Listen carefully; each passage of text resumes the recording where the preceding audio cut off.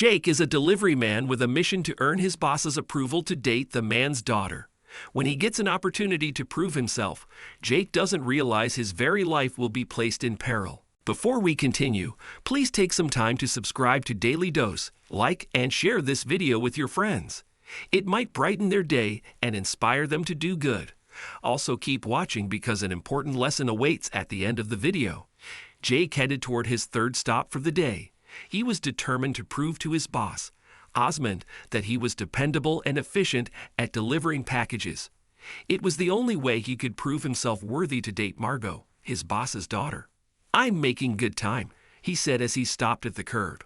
"Now I just need to keep this up." Jake went round to the back to fetch the packages he needed to deliver. He reached for the first box and froze. A strange, whimpering cry was coming from his cargo. A chill ran down Jake's spine as he scanned the various boxes and crates stacked in the truck. A soft scrape, like claws, drew Jake's attention to a particular crate. Sometimes people illegally shipped live animals, but usually those were small critters. This box was big enough to hold a medium dog or a far more dangerous creature. Jake took a deep breath and kicked the side of the crate. The immediate response was so horrifying that Jake leaped from the truck and drove to the nearest police station. It took a few minutes of convincing before 2 police officers agreed to check out the cargo in Jake's truck. They followed him out into the parking lot. "You say this crate screamed at you?" Officer Lopes asked as Jake opened the truck. "Whatever is inside the crate screamed at me," Jake replied. "It sounded like a person." Once the doors were open, Officer Lopes had no trouble identifying the crate that had caused Jake so much worry. It was jerking and wobbling as though it was alive. Lopes tapped the side of the container with a crowbar. "Let me out of here," a squeaky voice called out from inside the crate. "It's a kid." Lopes immediately set to work opening the crate. "Hang on, kid. I'll get you out in a minute." Jake stared in amazement at the skinny boy that climbed out of the box. His clothes were raggedy and a few sizes too small. There were dirty marks on the boy's face and knees. "Who are you, and why were you in that crate?" Officer Lopes asked. The boy looked at the police officer fearfully. "I didn't do anything wrong. I had to hide in that crate or the bad men would have hurt me." "What bad men?" Jake asked. "The bad men in the warehouse where the packages are stored." The boy stepped toward Jake, but Officer Lopes grabbed his arm. "Not so fast, kid." Lopes looked sternly at the child. "Bad men. I want to hear more about this, starting with what you were doing in that warehouse." "I was there because..." The kid trailed off and looked away. "You were stealing, weren't you? You'd best tell us how to contact your parents because you're in a lot of trouble," Lopes said as she guided the boy out of the truck. "I don't have any parents, and I wasn't stealing." The boy struggled in Lopes's grip.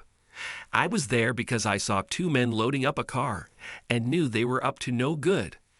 I wanted to protect the warehouse, so I went inside to investigate."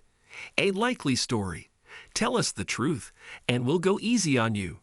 Otherwise, you're looking at juvenile detention or community service, kid." "I am telling the truth." The boy looked pleadingly at Jake. "Please, mister, you have to believe me. I was trying to help, and I still can because I saw what those thieves looked like." Jake followed as Officer Lopes escorted the child into the police station. He wasn't sure what to think. He knew thieves were a problem at the warehouse lately because Osmond had insinuated Jake was one of them 2 weeks ago. Margo had invited Jake to dinner so he and Osmond could get more comfortable with each other. Instead, Osmond had spent the evening giving Jake suspicious looks and talking about the rats in his company. Jake ran. While the thieves pursued him, he ducked and wove through the maze of shelves filling the warehouse.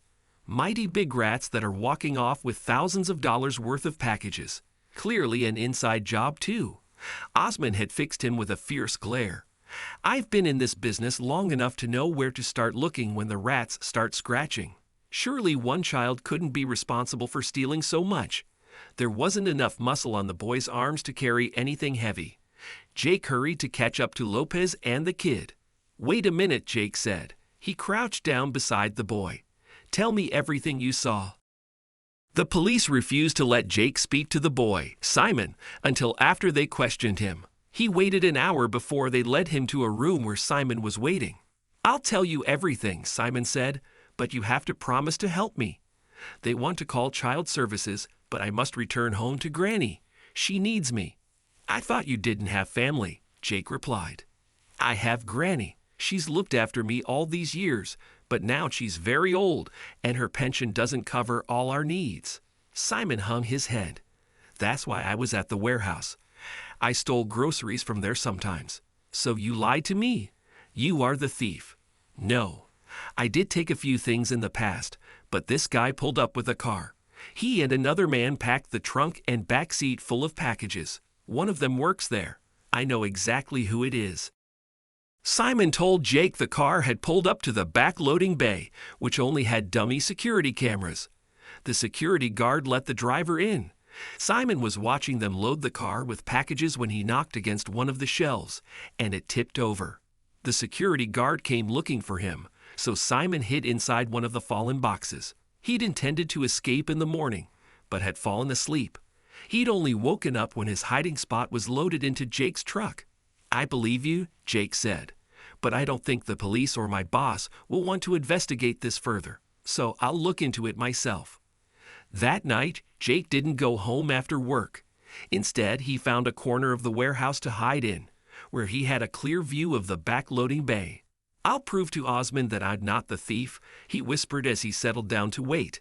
"Then he'll have to accept my relationship with Margo." Hours passed. Jake was falling asleep when the loading bay door started lifting. He straightened up, and all his courage drained away at what he saw. Either Simon had lied, or the size of the operation had grown overnight. A panel van was parked in the loading bay, and at least 5 burly men were climbing out the back. "This is too much for me to handle alone." Jake removed his phone from his pocket and dialed 911. While he waited for the police to arrive, Jake huddled in his hiding spot and watched the men load up boxes and crates. They spoke harshly to each other while they worked and joked about the terrible things they'd done in the past to people who interrupted them. Jake was too scared to move. The men were close to his hiding place and moving closer. Soon, they'd catch him. Just when Jake thought it was all over for him, the leader said they'd be leaving soon since the van was full. A wave of relief washed over Jake, but then he realized he couldn't let them leave yet. The police were on their way, but it was up to Jake to ensure the criminals stayed put until they arrived. "I can't believe I'm doing this." Jake activated the video on his phone camera and rushed from his hiding spot. "Nobody move," Jake shouted. "I've got everything on video. All of you are in a lot of trouble. Your only hope is to put everything back and get out of here." The leader pointed at Jake. "Get him, boys. You know what to do." Jake ran. While the thieves pursued him, he ducked and wove through the maze of shelves filling the warehouse. Jake wasn't fast, but he knew the warehouse well, which helped him stay ahead of the criminals. As one of the thieves closed on him, Jake dove through a gap in the shelves. He rolled to his feet on the other side and ducked just in time to avoid being grabbed by a thief. Heart thumping in his chest, Jake sped away in the opposite direction. He took a few rapid turns to lose his pursuers and ended up face to face with the leader. "Looks like you're out of luck." The bulky man hit a fist into his open hand as he spoke. "I'm going to smash that phone, and then you're going the same way." Jake's mouth was too dry to speak. The leader grabbed his collar. Jake raised his hands and surrendered just as the wail of police sirens reached his ears. The leader threw Jake to the ground and ran for the van. Red and blue lights flashed across his body as he dove behind the wheel. The rest of the thieves raced for the van, but the leader pulled away without them. The next few minutes were chaos. The police swarmed the warehouse while one of the patrol cars peeled off in pursuit of the van. One of the officers helped Jake to his feet while the rest arrested the thieves. Jake's boss arrived then. He was startled to hear that Jake had lain in wait for the thieves and called the police to arrest them. "Thank you." Osmond put his hand on Jake's shoulder. "You've saved my business and shown me that you are a brave and resourceful man.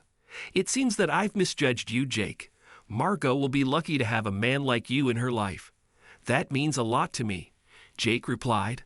"But we mustn't forget that the real hero here is that boy I found in my truck." Osmond agreed with Jake that Simon deserved a reward for his assistance in exposing the criminals.